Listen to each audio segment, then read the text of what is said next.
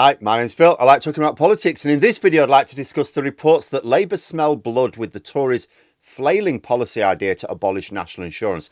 Keir Starmer brought the issue up in a very heated PMQs last week. I said at the time the Conservatives would have to come up with some answers at some point.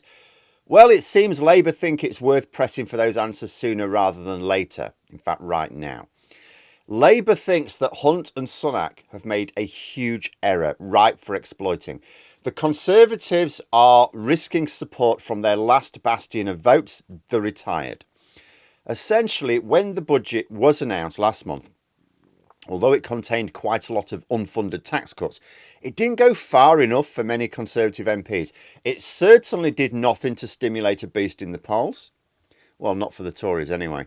So Jeremy Hunt tried to hint at more tax cuts to come, when the economic news was better. And part of this was stating he would like to abolish national insurance altogether.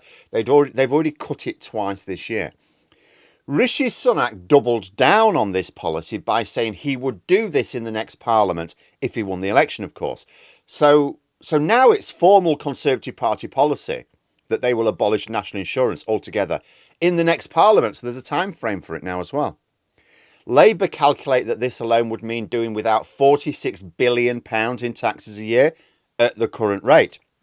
Well, if the Tories were making an issue of Labour's former £28 billion a year green investment plans, which would have given a return, then surely they should be able to explain how they will pay for £46 billion worth of tax cuts. And so at the last PMQ, Starmer asked Sunak whether he would pay for this by raising other taxes or by cutting pensions. It's got to be one of those two. You can't do it with spending cuts. Usually the Tories get over just cut efficiency savings. Yeah, everything's pared to the bone already. In fact, everyone knows, economists know, that after the election, if the Tories did win, they'd be putting those taxes straight back up again, as they always do. So the idea that they can find an additional... They can't even afford their current tax cut plans in the long term. The idea that they could find an extra £46 billion worth, no, not impossible. So Starmer asked, which is it then? Are you cutting pensions or are you raising other taxes? And despite being asked multiple times, Rishi Sunak would not answer. Nor did he even rule anything out. I mean, he could have said, look, we're not going to cut pensions. Now, as I said last week, this puts the Conservatives in a hole. There was a really good point made in a Guardian article that I was reading on this, and it noted that at the last election, the average age which polling suggested was most likely to vote Conservative was 39. Now it's 70. Now, we have seen an unmistakable collapse in Tory vote share amongst all age groups, with only the oldest expressing support for the Conservatives in anything like decent numbers. Essentially, the Conservatives have retreated to their core of support amongst the elderly pensioners. You would think they'd be very careful not to do anything to upset this group further, wouldn't you? You would be wrong. Consider this policy of abolishing national insurance. It's an absolute disaster area when it comes to appealing to pensioners, because the Conservatives are now going to have to do one of three things. First, say that they will be cutting pensions to pay for it. Well, obviously, that's a really bad policy if the only people still intending to vote for you in large numbers are pensioners. Second, say that you will raise other taxes to pay for it. Maybe you transfer it to income tax, for example. Well, this is also a problem. Retired pensioners don't pay national insurance, but they are subject to other taxes. So wherever you transfer the burden of paying for this policy, you cannot avoid making retired pensioners pay higher taxes as a result. So this is also a problem when you're trying to appeal to elderly voters. The third option is to either drop the policy or simply refuse to cost it. But that will make the Tories look both incompetent and evasive about tax plans.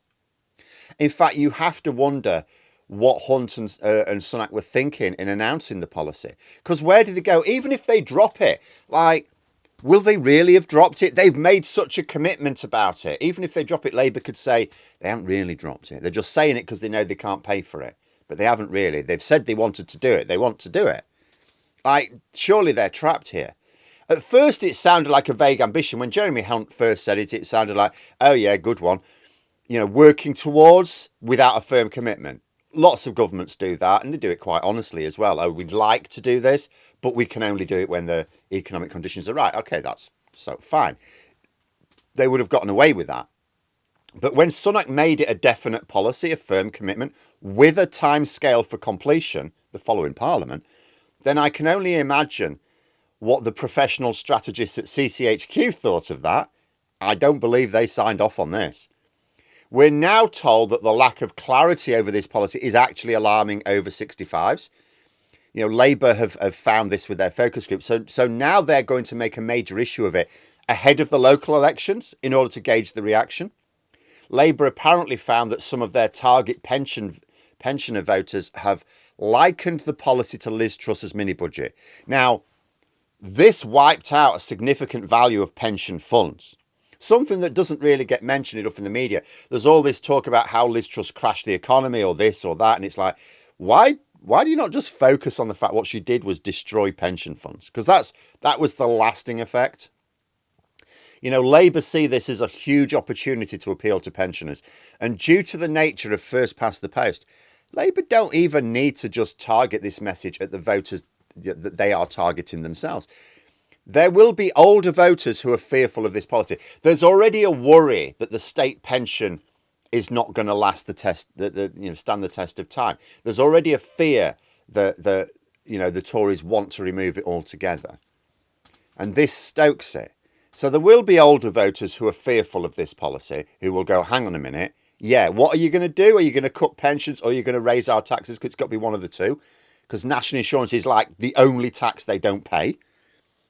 So they will be thinking, right, we don't like this policy, but we won't vote Labour. There will be those voters who will not vote Labour. But if the Conservatives insist on adopting a policy which will either cut pensions or raise taxes, and they won't explain how they're going to implement it, then these voters will be more likely to vote Reform UK or Liberal Democrat as an alternative, or maybe nobody at all. That suits Labour as well. That's fine. You're knocking votes off the... Obviously, every vote that can be converted from the Conservatives to Labour is worth like 2 votes, but they know they can only do that in limited numbers, so knocking the Conservative vote down still works for them. If Labour can make a big enough issue of this, it can certainly contribute to even less support for the Conservatives. And unlike the Tory smear campaigns, Labour aren't making anything up here. The Conservatives have announced this policy and they haven't announced how they're going to pay for it. And there are only limited ways to pay for it. This is a trap of the Conservatives' own making, which they have walked into themselves. But there we are. Those are my thoughts. If you enjoyed the video, please subscribe for further content and click the like button. You can also sign up for memberships if you'd like to support the channel further. Thanks for watching. And until next time, I'll see you later.